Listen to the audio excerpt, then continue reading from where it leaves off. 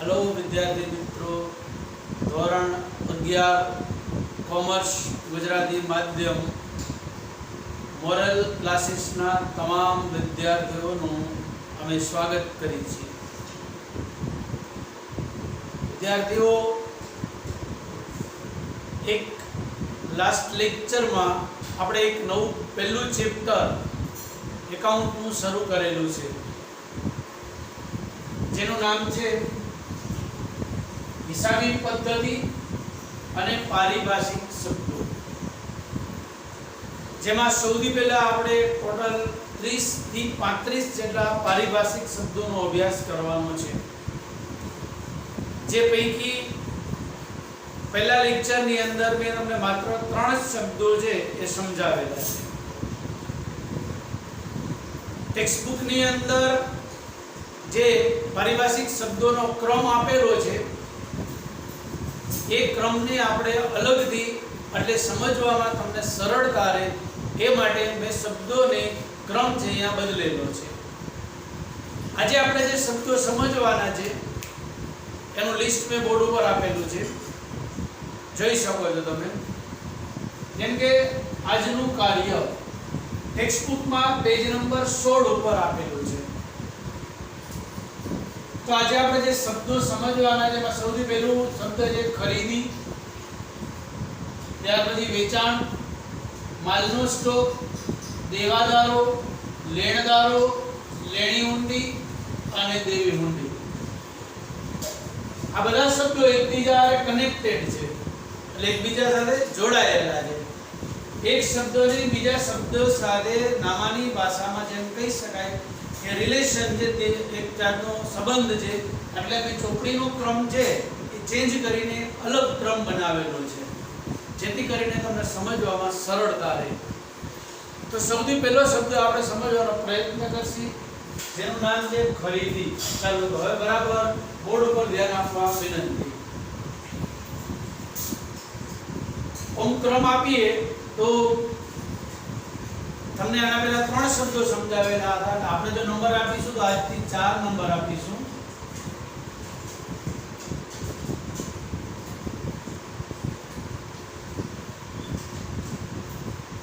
Okay, ચાલો સૌથી પહેલો શબ્દ છે ખરીદી।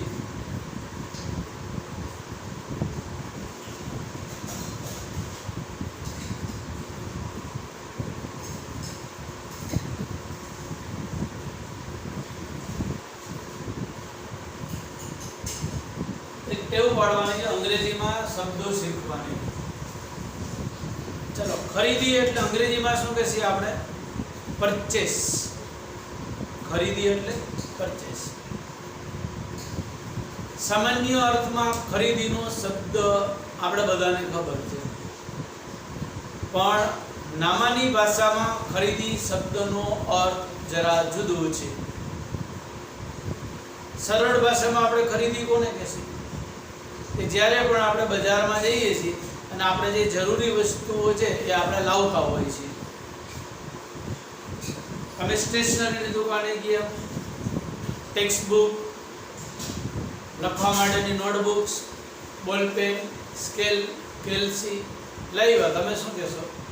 કે આજે અમે સ્ટેશનરીની ખરીદી કરી। બજારમાં ગયા, અનાજ, કરિયાણું, ફળ, ફ્રૂટ, શાકભાજી લાવ્યા, તો આપણે શું કહીએ? ખરીદી કરી। એ આપણો એક સામાજિક અર્થ છે, પણ નામાની ભાષામાં ખરીદીનો શબ્દ અલગ છે। એક જ શબ્દોમાં હું તમને સમજાવવાનો પ્રયત્ન કરીશ, ધ્યાન આપજો।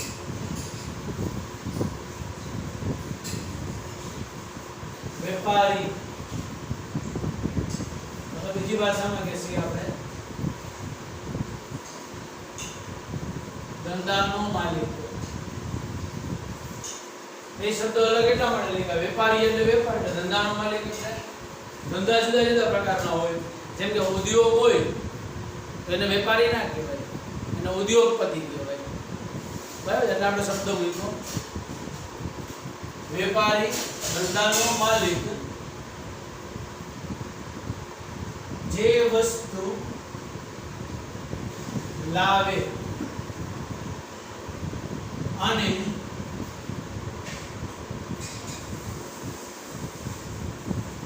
ફરીથી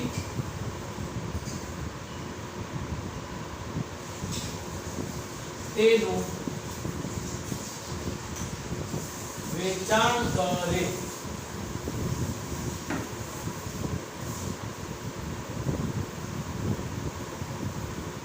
તેને ખરીદી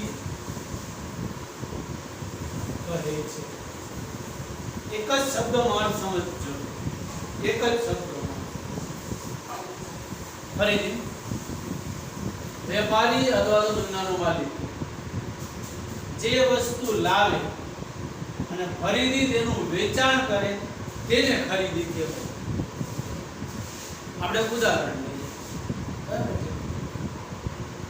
રૂપિયા 10,000 નો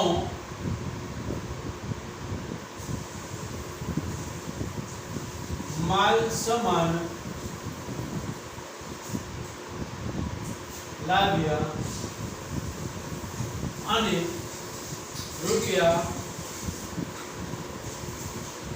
12,000 માં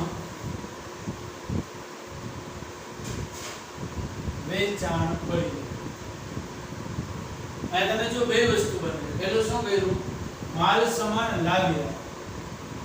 પછી લાવીને આપણે ઘરમાં નથી રાખ્યો. માલ સામાન લાવ્યા પણ ઘરમાં રાખ્યો. પછી શું કરી દીધું? એ પાછો માલ સામાન લઈને શું કરી દીધો? વેચી દીધો. કેટલામાં વેચ્યો? 10,000 માં લાવ્યો ને કેટલામાં વેચ્યો? 12,000 માં વેચ્યો. તમને ફાયદો થયો કે નુકસાન? ફાયદો. કેટલો ફાયદો થયો?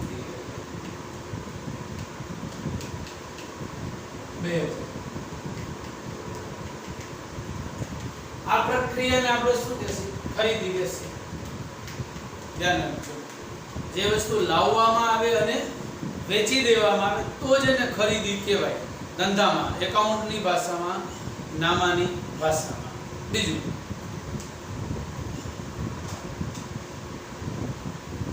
દાખલા તરીકે તમે શાકભાજીના વેપારી છો તો તમે શેની ખરીદી કરશો? આપા માર્કેટ યાર્ડમાંથી શાકભાજી લઈ આવ્યા, રેકડીમાં ગોળીઓ બજારમાં વેચો. જે ભાવે લાવશો એ ભાવે જ વેચશો. બટેટા 8 રૂપિયા કિલો લીધો હોય 10 ના વેચશો. ટમેટા 20 ના લીધા હતા તો 25 ના વેચશો. એમાં નફો શું કરશો? એડ કરશો, ઉમેરશો. કારણ કે એ તમારો ફાયદો છે, એ તમારો નફો છે. એને આપણે ખરીદી કહેવાય. પણ જે વસ્તુ આપણે પોતાના ઉપયોગ માટે લાવતા હોય, પર્સનલ ઉપયોગ માટે લાવતા હોય, એને ખરીદી કહેવાશે નહીં. જો આમાં ચોપડીમાં કઈ રીતનો અર્થ આપેલો છે જો આમ ધંધામાં ઘણી વસ્તુઓ અને સેવાઓ ખરીદવામાં આવતી હોય છે. અમે એક શબ્દ એવો છે વસ્તુઓ અને સેવાઓ. તમને એમ થશે કે સેવાઓની ખરીદી કેમ થાય? કયો શબ્દ મૂક્યો છે? સેવાની ખરીદી.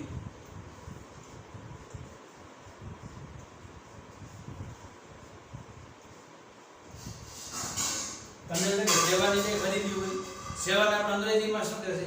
સર્વિસ કહીએ. સેવાને ઇંગ્લિશમાં આપણે શું કહે છે? સર્વિસ. જો એકાઉન્ટ તમે શીખો અને શબ્દોનો તમારો ઊંડાણપૂર્વક અભ્યાસ કરો. જેમ કે હું તમને ભણાવું છું, હું તમને કઈ વસ્તુ આપું છું? ટમેટા, બટેટા, રીંગણા, કપડા આપું નથી આપતું. તમને શું આપું છું? એક પ્રકારનું શૈક્ષણિક જ્ઞાન આપું. એટલે શું કહેવાય? સર્વિસ કહેવાય. તમે વાણંદ પાસે જાઓ, વાળ કપાવો તો વાણંદ તમને કઈ વસ્તુ આપે છે? તમે 100 રૂપિયા દઈને આપો છો તો વાણંદે તમારી શું કરી? સેવા કરી. તમારા વાળ કાપી દીધા. બ્યુટી પાર્લરમાં જાઓ તો તમને સજાવી ધજાવી દેશે, બદલામાં રૂપિયા લેશે. મંડપ સર્વિસ વાળાને તમે બોલો તો શબ્દ શું છે? મંડપ સર્વિસ. એ લોકો શું કરે છે? તમારા ઘરે માંડવો કે કંઈ નાખવું હોય તો નાખી જાય, પાછા લઈ જાય, ભાડું નહીં લે. તો એ શું કહેવાય? સર્વિસ. તમારે એક જગ્યાએથી બીજી જગ્યાએ નાણાં મોકલવા છે તો બેંકનું માધ્યમથી તમે મોકલો તો બેંક બદલામાં શું લે? તમારી પાસેથી કમિશન લે. કુરિયર વાળા, આપણે દીપક શોપિંગમાં 2 કુરિયર વાળા તમને બધાને ખબર છે. કે તમારે કોઈ વસ્તુ અમદાવાદ મુંબઈ કે ક્યાં મોકલવી હોય તો પાર્સલ તમે આપી દો, એ પાર્સલ એ લોકો જ્યાં ત્યાં મોકલી દે, બદલામાં શું લે? એની ફી લે. તો એનો અર્થ શું થાય છે કે તમે ખરીદી કરો છો. શેની ખરીદી કરો છો? અહીંયા કુરિયરની, કુરિયર સેવાની ખરીદી કરી, મંડપ સર્વિસની ખરીદી કરી, બરાબર છે, બાર્બર વાણંદ સેવાની ખરીદી કરી. આ બધી સર્વિસની ખરીદી કહેવાય. બરાબર. બદલામાં આપણે શું આપી છે? નાણાં આપીએ છીએ. ત્યાર પછીનો શબ્દ છે, આ તમામ ખરીદીઓ ધંધાની ખરીદી તરીકે ઓળખવામાં આવતી નથી. આ ધંધાના ખર્ચ તરીકે ઓળખાય છે. વેપારી જે વસ્તુનો વેપાર કરતો હોય તે માલ ખરીદે. જો શબ્દોમાં એક, વેપારી જે વસ્તુનો વેપાર કરતો હોય. વેપાર કરવું એટલે શું? વેપારી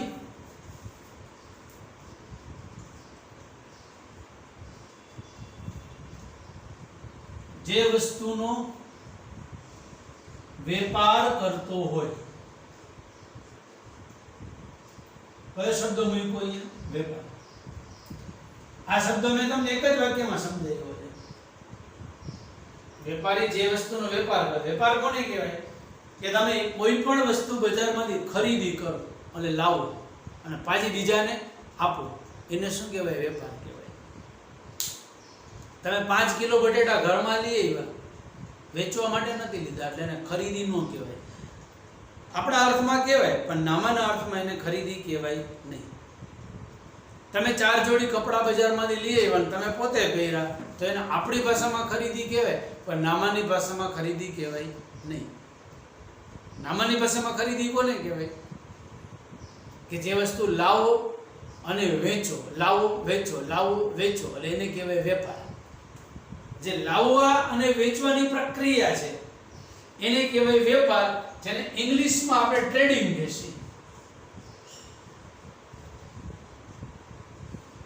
એક ધ્યાન આપજો, અંગ્રેજી શબ્દ સાંભળવાની ટેવ પાડજો અને યાદ રાખવાની ટેવ પાડજો. વેપાર એટલે શું કહેવાય? ઇંગ્લિશમાં આપણે ટ્રેડિંગ કહીએ. ટ્રેડિંગ એટલે purchase and cells. Purchase and cells, ખરીદી અને વેચાણ. ઓકે, તો આપણે ખરીદી નો અર્થ સમજાવવાનો તમને પ્રયત્ન કર્યો. તમે ખાલી આટલું યાદ રાખો, પહેલી બે લીટી કઈ મેં લખેલી છે એટલે તમને આ શબ્દ યાદ આવી જાય. બાકી તમારે કાંઈ જ યાદ રાખવાની જરૂર રહેતી નથી. આ ખાલી સમજવા માટે છે, ઉદાહરણ છે. હવે છતાં રાખો, આ શબ્દ તમને ચોપડી છે આપેલો એ સમજાવી દઉં, પકાય બહુ જરૂરી નથી. હવે ત્યાર પછીનો શબ્દ છે આપણે એને સમજવાનો પ્રયત્ન કરશી. આ હું એમનો રાખું છું બોર્ડ ઉપર, ખરીદી.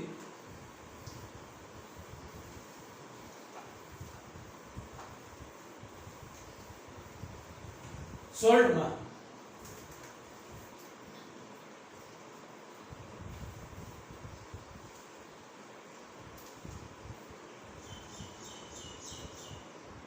ત્યાર પછીનો શબ્દ છે આપણી પાસે આ નંબર 4,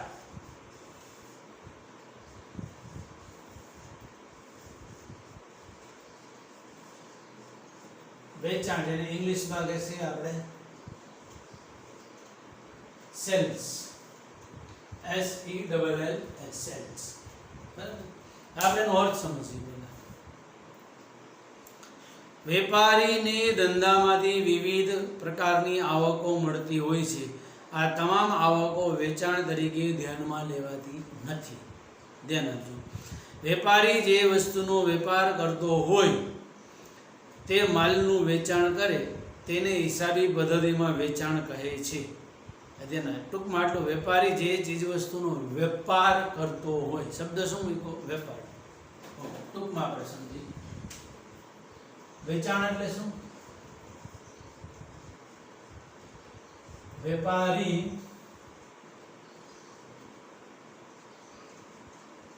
જે વસ્તુનો વેપાર કરતો હોય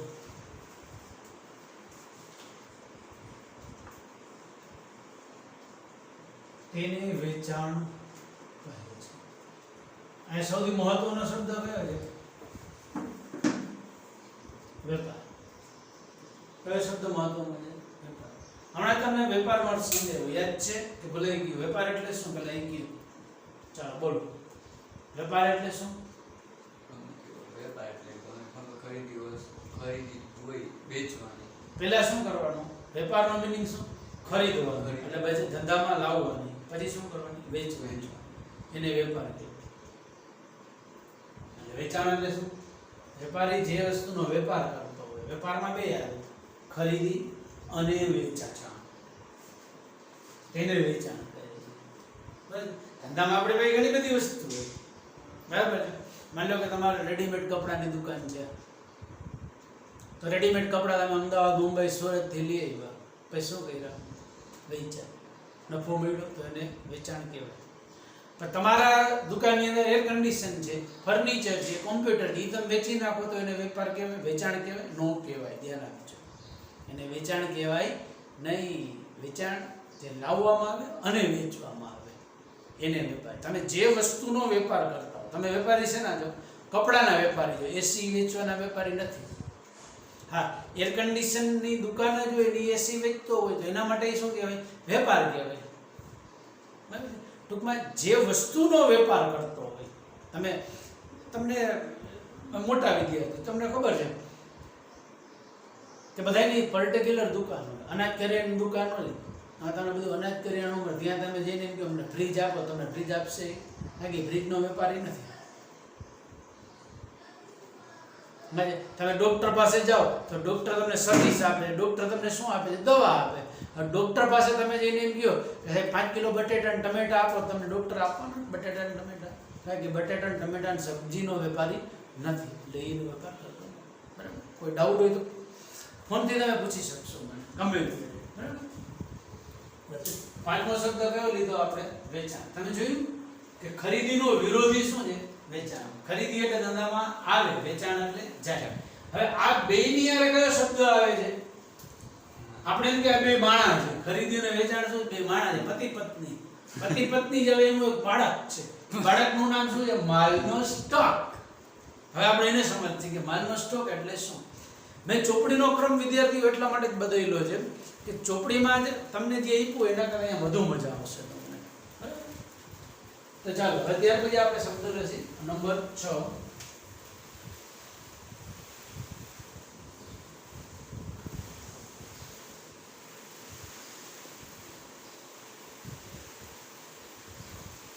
શબ્દ આગળ શું છે? સ્ટોક. પણ શેનો સ્ટોક?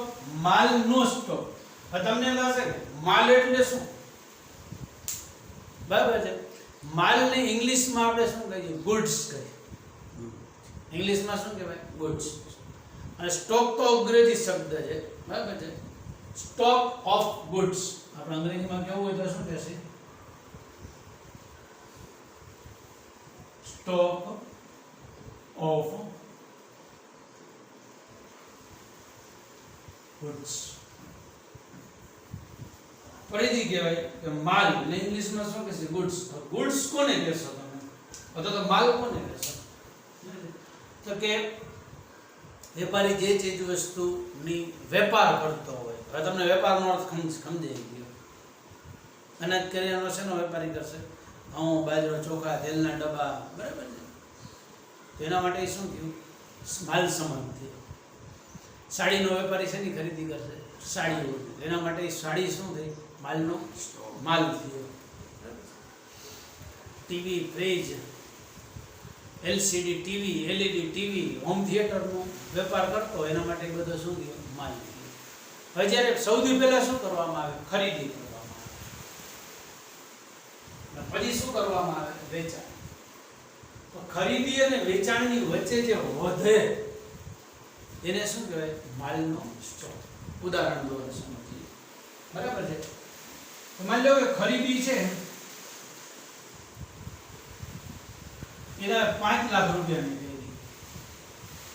કેટલા રૂપિયાની? દુકાન માટે ખરીદી કેટલાની કરી? 5 લાખ. હવે મારી માલ વેચો કેટલો? 4 લાખ. તો બધો માલ વેચાણો કે માલ વૈધો? વૈધો. ને કેટલો વૈધો? 1 લાખનો.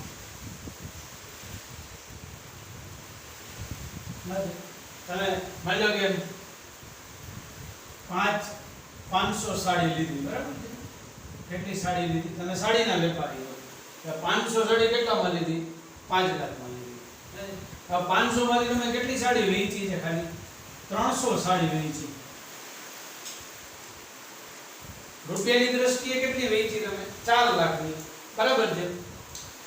અને રૂપિયા કેટલા? 5 લાખ. હજી તમારી પાસે સાડી વૈધી છે કેટલી? 200 સાડી પડી છે. તારી 200 સાડી વૈધી ને, ઈ વેચશો ત્યારે તમને કેટલા મળશે પાછા? હજી 1 લાખ મળશે. અથવા તો 2 લાખ મળે, 3 લાખ મળે, 4 લાખ મળે. કારણ કે વેપારી નફો કે ફિક્સ નો હોય, તમને ખબર છે. બે રીતે સમજો. રૂપિયાની દ્રષ્ટિએ જુઓ તો તમારો માલ કેટલાનો પડ્યો છે? લાખ રૂપિયાનો પડ્યો છે. અને માલની દ્રષ્ટિએ તમારી પાસે કેટલી? 200 સાડી વૈધી. આ સાડી વેચશો એટલે પૈસા મળશે. જે સાડી વૈધી ને એને શું કહેવાય? માલનો સ્ટોક. શું કહેવાય? માલનો સ્ટોક. બરાબર? તમે આ બેને સરખાવતા નહીં. તમને લાગે કે અહીંયા 200 ને અહીંયા 100 ના ગણતરી હજી કરવાની નથી. ખાલી સમજવાનું છે. ધ્યાન રાખજો. તો આપણે કેટલા શબ્દો સમજી ગયા? જો, ખરીદી નો વિરોધી કોણ? વેચાણ. ખરીદી અને વેચાણની પ્રવૃત્તિમાંથી ઉદ્ભવતું એટલે શું કહેવાય? માલનો સ્ટોક. માલના સ્ટોકનો જન્મ કોને આપ્યો?